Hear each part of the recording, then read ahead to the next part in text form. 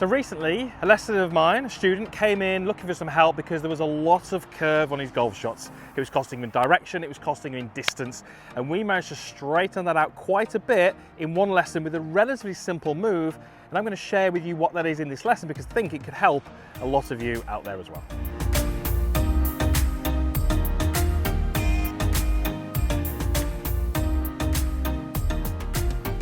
So how did we straighten out this golfer's ball flight with a relatively simple exercise and a simple concept? Well, I'm going to share with you exactly what we did, the process we went through, and then you can apply it to your game if you also struggle with lots of curve on your shots like he was. And we're going to have some TrackMan data to kind of show you what we did and how it actually changed his ball flight to give him much more control over his golf ball. Now, just before we get started, we kind of get into this lesson, if you're new to my channel, I'd love you to be part of the community. It is absolutely free. There is a subscribe button somewhere down below. If you just hit that and then the little bell icon as well, that just means you'll be notified when a new video does get released, and it means that you won't miss any opportunities to improve your game. Also, whilst you're down there, give it a thumbs up if there is anything in this video which does help your game. That really does help me. So, we're not going to name this person because I haven't asked his permission, but we are going to use his kind of data, which you will see across the bottom. But what he was basically doing was delivering the golf club in such a way that his golf ball was starting significantly left of the target, which we will use obviously as the flag up here, and then it was curving viciously out to the right. And even, you know, with a lofted club like a 7-iron, he was getting lots of left to right curve. And because of the nature of the delivery, he wasn't able to get the energy into the ball, which meant it wasn't coming off the club face as quick. That was costing him distance. And then the curve on the ball was costing him distance as well. So he was really, you know, giving up quite a lot of yardage because of the way he was delivering the golf club. And what we did is we added in one movement, and we'll go through what that movement is now. So when we looked at his golf swing from the front view, the first thing I noticed was actually he made a really nice backswing. The golf club was in a really nice position and he'd actually moved his body really nicely. And what we then did was, during my analysis, I put a line on the side of his hip all the way down to his foot, and I saw that from the top he had plenty of rotation, but if anything he was actually moving slightly back away from that line. And as he went through, he eventually kind of moved his weight onto this front leg, and he ended up in this, you know, really nice balanced position, you know, watching the ball fly. When we looked from the down the line camera, what we saw again was this backswing, which was pretty good. But as he started down, we saw the hands and the club go very much out in front of him, and then the golf club made this across delivery into the golf ball, and then he went into this finished position. So he was really missing one vital element in the golf swing. Now, chatting to him, what he was effectively trying to do is he was trying to just basically make a backswing, and he was trying to turn through, and that's pretty much what he was doing. What I really wanted him to do was, at impact, I wanted his lead hit to be significantly forward of where it was at setup. So you can see how that would be my setup position, that would be my impact position. And what we explained to this gentleman was I wanted him to have that feeling of that movement relatively early into the downswing. So why is this important, and why did it help him, and how did it actually improve his club delivery? Well, if we just make a little backswing and I just put the club into sort of any sort of position here, if I start to rotate back towards the target, and that can be with any of my body parts, watch what happens to the club and the hands. They move outwards. So rotation of the body creates an outward movement of the golf club, which is why from the top, what do we see? We saw him rotate, and we saw the hands and the club go too much outwards. Now, many of you would have seen that on camera. You'd have looked at your golf swing and you've seen that first move where the club and the hands move outward.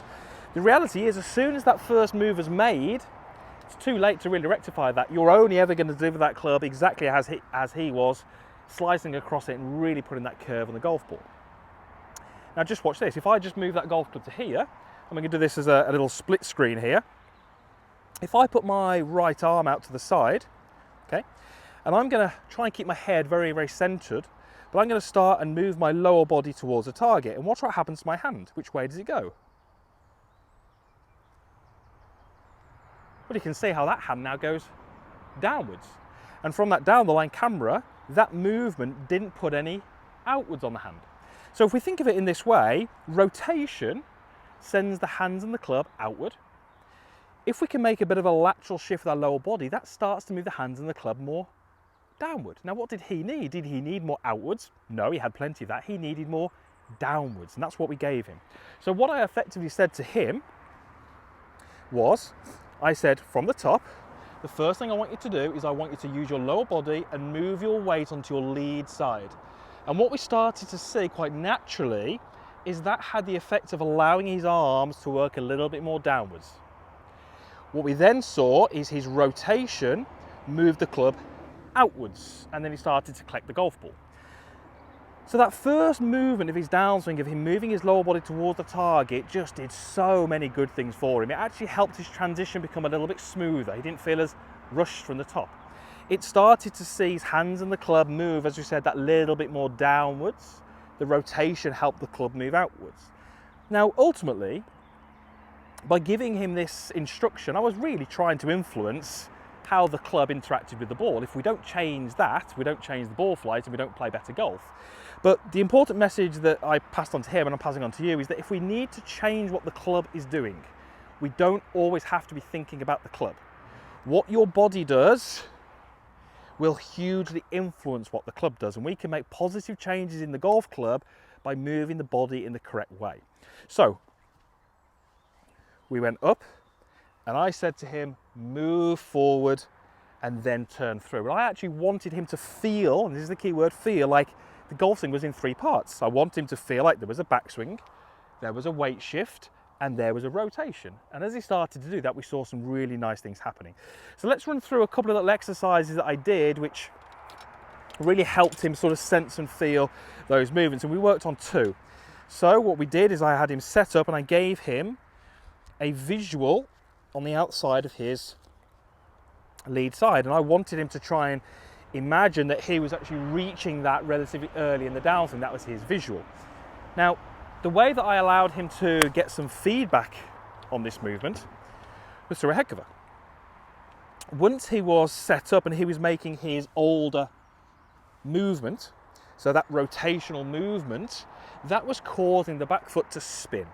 And as it was spinning, he was colliding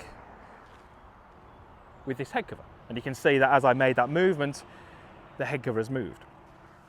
What I explained to him was that if we could make this movement that we were after, what we should see is as he moved his weight towards those alignment sticks, as he rotated through, his back heel would just get lifted more into this position. So what I did is I gave him a little external factor, a little visual that he was trying to move towards, and I gave him something that was creating some feedback. And that was enough for him to kind of self-organize himself and start to figure out how he needed to move his body with a little bit of feedback. And every time he hit the head cover, he realized he had to move a little bit more forwards. And we started to see some real developments and improvements in those numbers. And hopefully you can see those numbers at the bottom and how we managed to change where the ball started and the amount of curve that was on the golf ball. And the really interesting thing in this lesson is we never once talked about the golf club, but we really changed how the golf club was interacting with the golf ball. So let's see if I can try and sort of demonstrate what I've been preaching here.